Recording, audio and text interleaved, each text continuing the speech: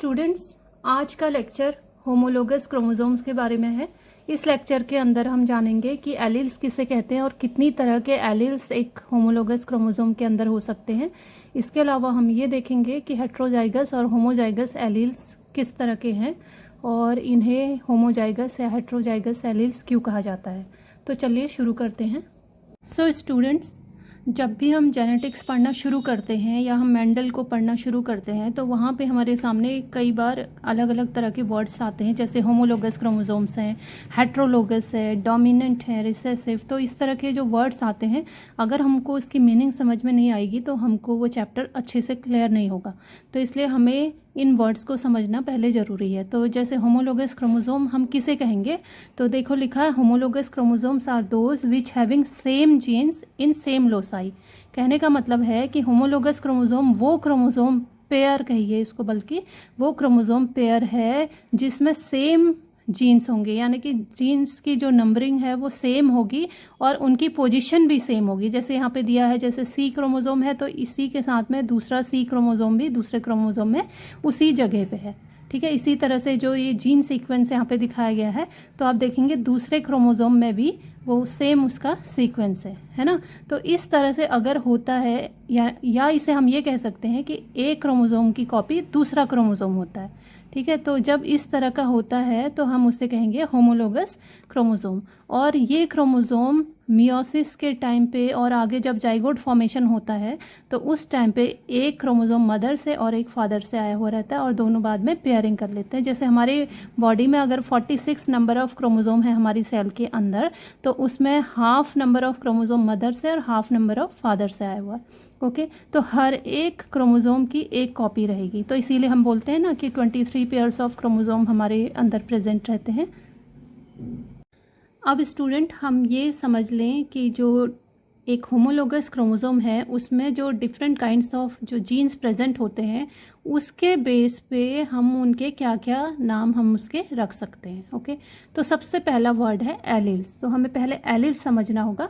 तो एलील्स की अगर हम एक सिंपल परिभाषा कहें तो हम ये कह सकते हैं alleles are alternative forms of a gene which is present at same locus. या हम ये कह सकते हैं कि alleles means particular form of a gene, यानी कि किसी भी पर्टिकुलर जीन की आप समझ लीजिए डिफरेंट वैरायटी अगर प्रेजेंट है तो इस तरह का अगर हमारे पास में होता है एक पर्टिकुलर जीन्स की अगर वैरायटी में हमें वो मिलता है तो हम उसे कहेंगे एलील्स। ओके, अब इसको बहुत ही सिंपल वे में हम ऐसे समझ सकते हैं, जैसे अगर सपोज गुलाब है उसके हम देखते हैं कलर, अगर हम ले सिर्फ एक फिनोटिपिक कैरेक्टरिस्टिक वो कलर लें तो हम देखते हैं कि कलर में भी गुलाब में बहुत सारी वैरायटी है। जैसे उसमें आपको रेड रोज़ मिलता है, ब्लैक मिलता है, येलो मिलता है, वाइट होता है ना, पिंक होता है।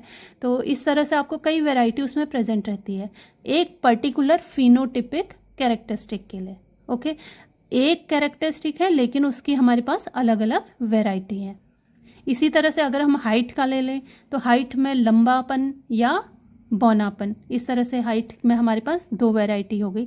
और पर्टिकुलर ट्रेट क्या हो गया, उसका फिनोटिपिक कैरेक्टरिस्टिक हो गया हाइट। ओके, तो इस तरह से हाइट के लिए हमारे पास दो अलग अलग एक ही जीन्स के दो अलग अलग फॉर्म्स प्रेजेंट हैं। ठीक है, इसी तरह से अगर होता है तो हम उसे क्या कहेंगे, एलील्स। तो इसीलिए यहाँ पे देखो लिखा हुआ है, जैसे एक पर्टिकुलर ट्रेट के लिए यहाँ पे एक ये वैरायटी प्रेजेंट है और दूसरी ये स्मॉल सी वाली वैरायटी प्रेजेंट है। तो इस तरह से अगर हो तो हम उसे कहेंगे alleles of the same genes. Okay, अब इसमें एक और बात याद रखनी है कि एलील्स जो हैं क्रोमोसोम में सेम पोजीशन ऑक्यूपाई करेंगे, यानी कि सेम लोसाई पे वो रहेंगे। जैसे इसकी पोजीशन यहाँ है तो दूसरे क्रोमोसोम में इसकी पोजीशन यहीं होगी, होमोलोगस क्रोमोसोम में। ओके, इसी तरह से अब नेक्स्ट देखिए, यहाँ पे लिखा हुआ है कैपिटल डी एंड यहाँ पे small A, sorry capital A, इसी तरह से डी एंड ए।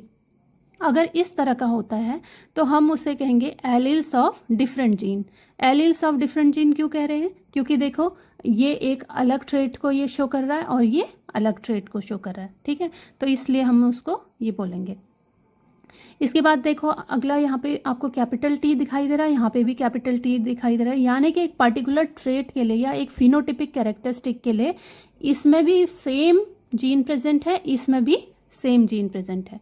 ओके, तो इस तरह का अगर होता है, क्योंकि ये कैपिटल में लिखा हुआ है तो इसलिए हम इसको कहेंगे डोमिनेंट एलील।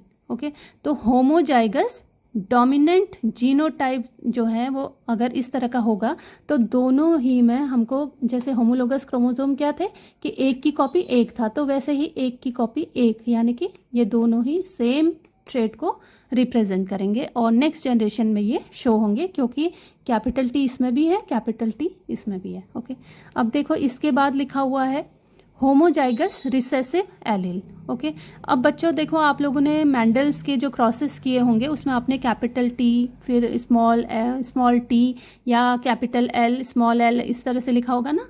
तो कैपिटल लेटर हमेशा डोमिनेंट को शो करेगा और स्मॉल लेटर में जो लिखा होगा वो रिसेसिवनेस को शो करेगा। यानी कि अगर क्रॉसेस करेंगे तो नेक्स्ट जनरेशन में जब अगर कैपिटल और स्मॉल दोनों एक साथ में हैं तो जो कैपिटल लेटर में जो भी आप लोगों ने फिनोटिपिक कैरेक्टर के लिए उसको लिखा हुआ है तो वही अपने आप को शो करेगा। ओके, जबकि जो स्मॉल लेटर में रहेगा वो हाइड रहेगा, यानी कि वो छुपा हुआ कैरेक्टरिस्टिक रहेगा। तो इस तरह का अगर होता है तो हम उसको कहते हैं रिसेसिवनेस। ओके, तो इसीलिए क्योंकि यहाँ पे देखो एक क्रोमोसोम में यहाँ पे एक पर्टिकुलर फिनोटिपिक कैरेक्टरिस्टिक के लिए यहाँ पे एक जीन स्मॉल ई है, तो यहाँ पर भी सेम है, क्योंकि दोनों में सेम है रिसेसिव कैरेक्टरिस्टिक, इसीलिए हमने यहाँ पे लिखा हुआ होमोजाइगस रिसेसिव एलील। अब इसी तरह से देखो यहाँ लास्ट में देखो, यहाँ कैपिटल एफ है और यहाँ पे स्मॉल एफ है, तो अगर इस तरह का हो एक ही ट्रेट के लिए हमारे पास डिफरेंट वैरायटी अगर हमारे पास प्रेजेंट है तो उसे हम कहेंगे heterozygous alleles. So students, alleles न केवल एक पर्टिकुलर फिनोटिपिक ट्रेट के लिए किसी पर्टिकुलर जीन की डिफरेंट वैरायटी हैं, बल्कि हम ये कह सकते हैं कि जो एलील्स हैं अगर एक पर्टिकुलर फिनोटिपिक ट्रेट के लिए उसके एक से ज़्यादा कॉपी अगर प्रेजेंट हैं सेम लोसाई में दूसरे क्रोमोसोम में, तो इस तरह का अगर प्रेजेंट रहता है तो हम उसे कहेंगे एलील्स। तो ये था स्टूडेंट आज का लेक्चर होमोलोगस क्रोमोसोम के बारे में और एलील्स के बारे में। आई होप कि आपको ये लेक्चर समझ में आया होगा। Thank you.